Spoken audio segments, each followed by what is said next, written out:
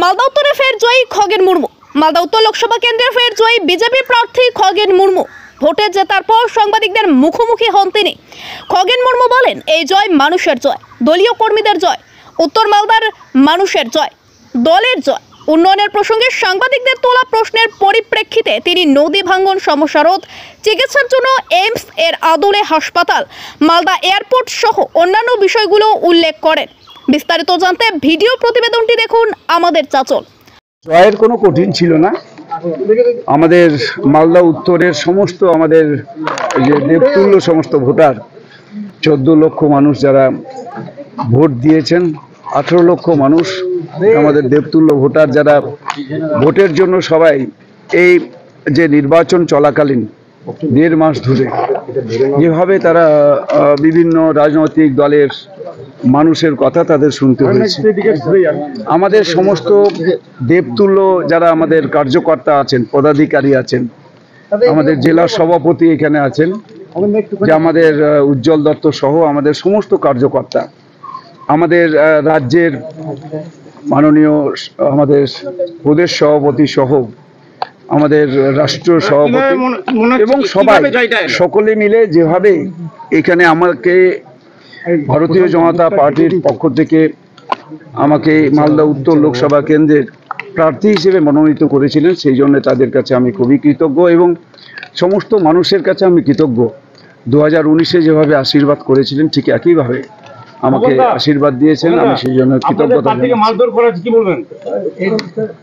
আমরা আজকে এখানে যে কিছু ছোটখাটো ঘটনা অনেক সময় ঘটে থাকে, আমি এই জয়টাকে সবসময় মনে করি আমাদের এই মালদা উত্তর লোকসভা কেন্দ্র এলাকার সমস্ত মানুষের জয়, পশ্চিমবঙ্গবাসীর জয়, আমাদের দেশের প্রধানমন্ত্রী নরেন্দ্র মোদীজির তার জয় এবং ভারতীয় জনতা পার্টির জয়। রাজ্যে অনেক বড় বড় নেতৃত্ব আপনাদের হেরে গিয়েছেন, ফল খারাপ হয়েছে, সেই জায়গায় দাঁড়িয়ে আপনার লড়াই কতটা কঠিন? নির্বাচনে যখন আমরা নামি, আমাদের মানুষের যে ম্যান্ডেট সেটাকে আমরা সবসময় সেটাকে আমরা মেনে চলি, অর্থাৎ মানুষ যা সিদ্ধান্ত করবেন, মানুষের সিদ্ধান্তই চূড়ান্ত।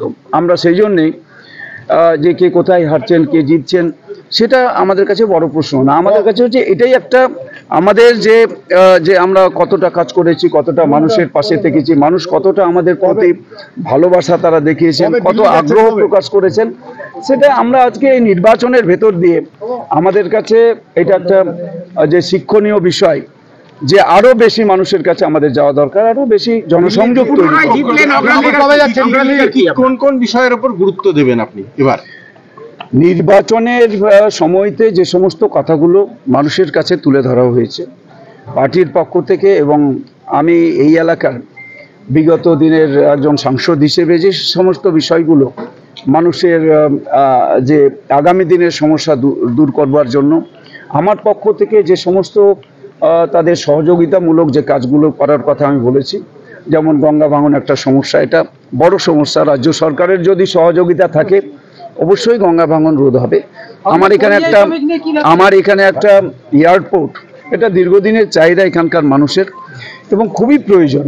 এটা যদি রাজ্য সরকারের সহযোগিতা থাকে নিশ্চয়ই এটা হবে। এই ব্যাপারেতে রাজ্য সরকারকে এগিয়ে আসতে হবে। আমার এখানে নবোদয় বিদ্যালয় খুবই দরকার।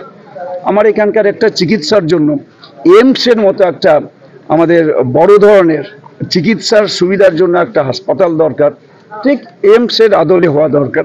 এইগুলো একটা আমার এখানকার নির্বাচনের সময়তে মানুষের কাছে এইগুলো